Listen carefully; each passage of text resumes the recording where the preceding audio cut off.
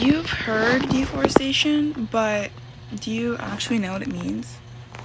Deforestation is the cutting down of trees and forests en masse for a variety of reasons, but I'm specifically talking about cutting them down to create fields for livestock to graze on, which is shown here. It's estimated that anywhere from 3 to 7 billion trees have been cut down for agricultural purposes, which is crazy, I know. It's important to know about deforestation because trees provide so much plant and animal biodiversity, and we're losing out on all of that with trees gone. And as the most technologically advanced species currently, it's our job to protect Earth's natural beauties for as long as we possibly can. A good portion of areas with large forests are in tropical, lesser developed countries.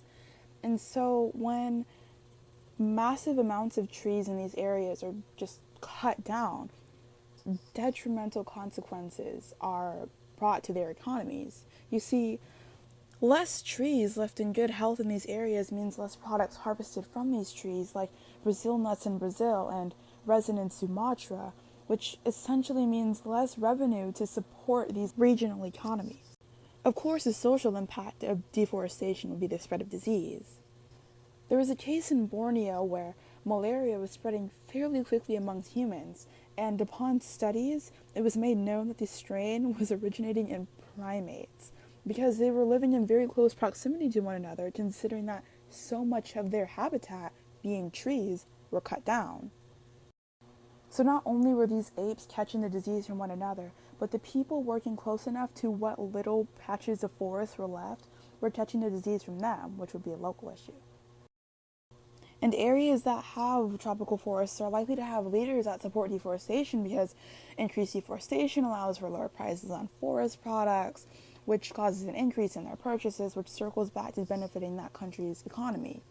Here I've included a clip of a video uploaded by the United Nations Environment Program on the topic of deforestation-free agriculture. There is a need for governments, public and private finance institutions to scale up the availability of tools such as credit guarantees and junior or first loss loans. These are forms of insurance in case the borrower cannot reimburse his loan. The scale of this issue is national. More trees being cut down means more carbon dioxide entering and staying in our atmosphere. In this age, we emit more carbon dioxide than ever before, and it's more important than ever before that we reduce it so that we can avoid congenital respiratory issues and keep a happy world. Beef is largely consumed in the US, but it makes sense why. Let's say you had iron deficiency anemia, which would make you one of 3 million Americans and 2 billion people worldwide. Beef can deliver iron to your bloodstream. And yes, increased consumption of beef leads to increased plots of trees being cut down, but there's so many benefits to eating beef, they really only have your best interest at heart. So are there any disadvantages of increased consumption of beef that aren't deforestation? I'd say yeah. Beef consumed in larger amounts around the world aren't uncommonly accommodated for in lesser developed countries. The US and Argentina are the world's leading consumers in beef, and in 2019 alone, the US consumed 27 billion pounds of beef. Now, if you take that number and divide it by 440, which is the average number of pounds that a grown cattle provides, that leaves you with 61 million cows used to feed Americans alone in the year 2019.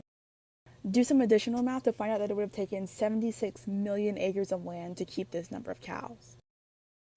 Just think about all that land used, trees removed, methane released, and manure produced. The United Nations Environment Program had a conference in 2021 where world leaders promised to reverse deforestation by the end of this decade, and said promise has collected over $19 billion. You as a normal citizen can help slow down the progression of deforestation by reducing your use of single-use products, cutting down on beef consumption, and reusing paper products. Government officials can help slow down the progression of deforestation by advocating as much as possible for the passing of laws that can better regulate the amount and frequency that trees can be cut down. If deforestation continues at the extent that it's currently occurring, we will lose so many plant and animal species and so much potential research that could have been done on said species. Everything would just be bare.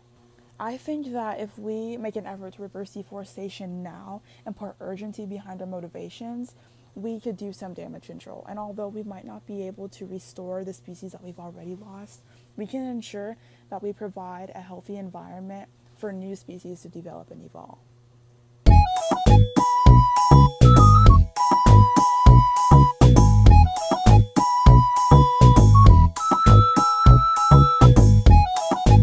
Beef is versatile, and here at Phoebe Beef, we know how to utilize every shape, color, and cut of beef.